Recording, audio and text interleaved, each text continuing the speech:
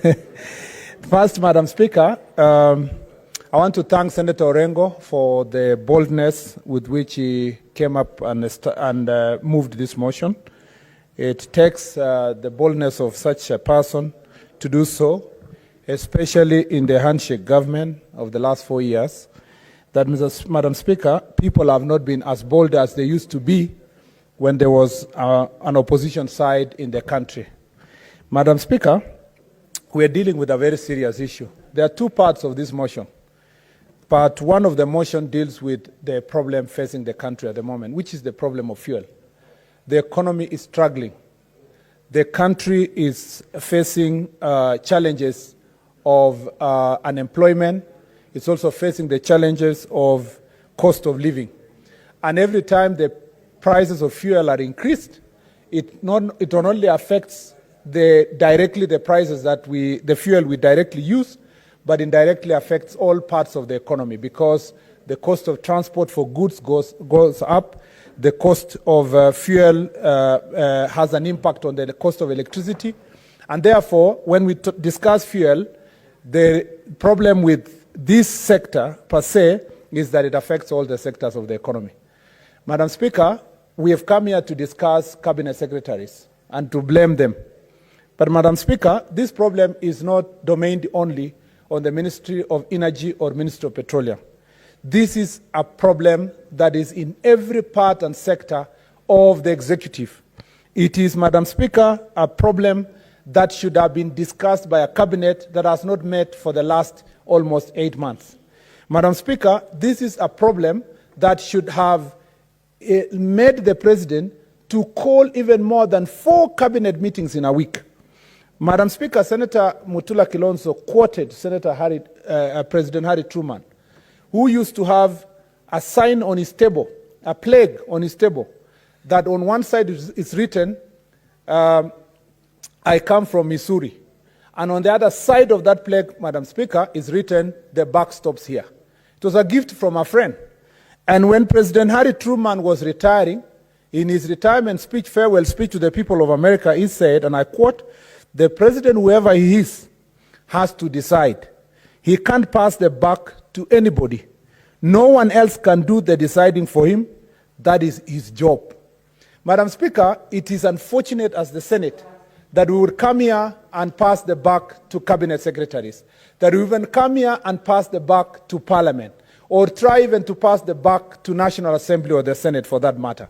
The problem stops and starts with the office of the President. What is the position of government? What's the position of the executive on the issue of fuel prices?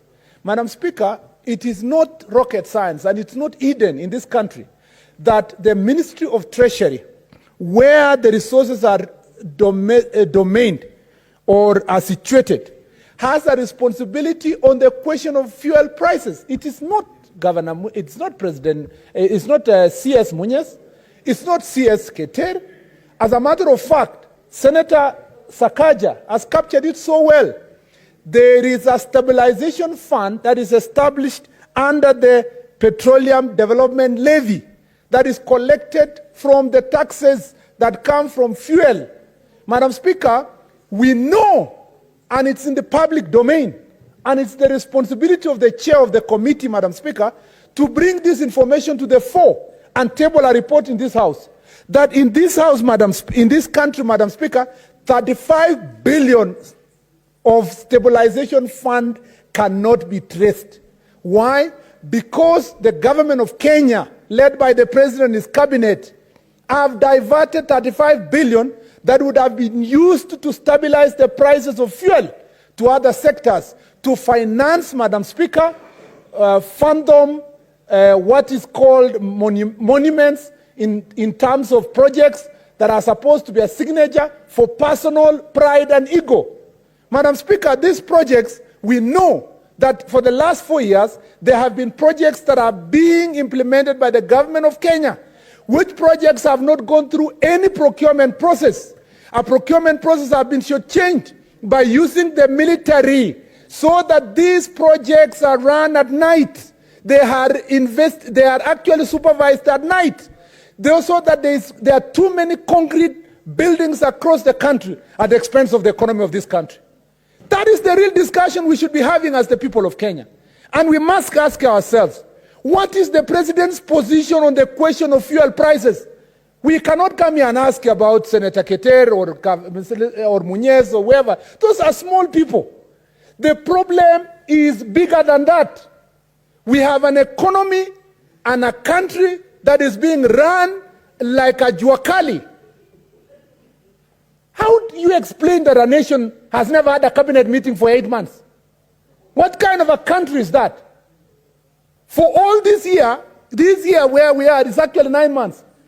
The cabinet of the Republic of Kenya has not met to decide or pass anything. Senator Amos Wako here was Attorney General in Moi's days, despite the fact that you say he was a dictator. Nothing like that has ever happened, where the cabinet doesn't meet. Madam Speaker, you know, in Kibaki's regime, Senator Sakaja here was telling us, oh, you know, the president used to attend parliament, even President Kibaki used to tell him, you must go to parliament. Go to answer to parliament first before you come to see me in State House. How come he didn't learn something from President Mike Kibaki? How come he's not sending his ministers to come to this house to answer questions?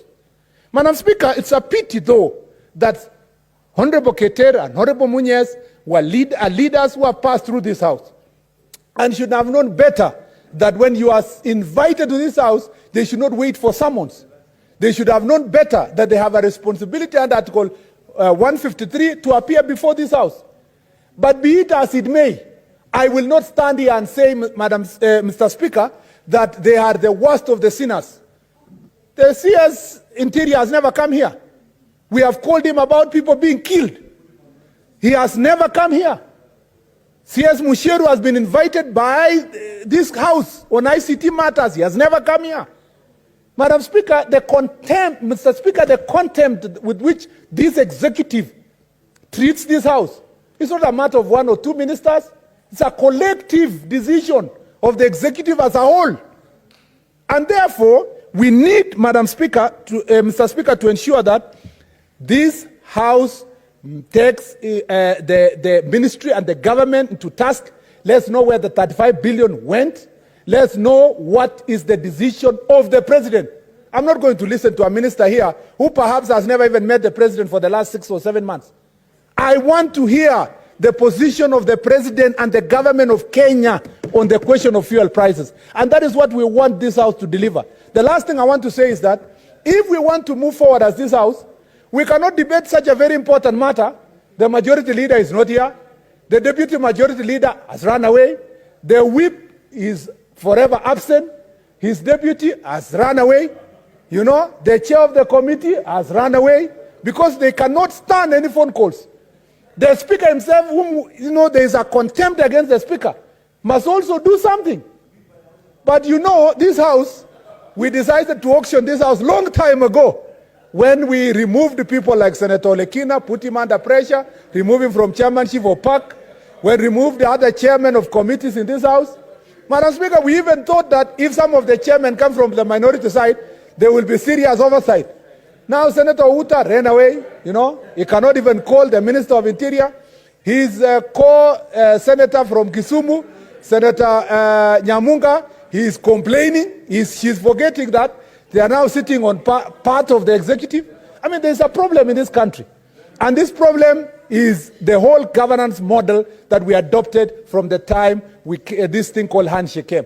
If everything was done, if everything was funded, like the billions that were put on the futile exercise of BBI, if every reaction of government was as active as the days we used to see BBI, if the executive, the president, the former prime minister, whom we know, and I hope former prime minister doesn't think he will forget, that he mobilized his MPs to go and pass the higher taxes, and he actually held a PG to make sure that his MPs pay high taxes. We know that is the minority side in the National Assembly. Honorable Gladys Wanga, who is in charge of the Finance Committee.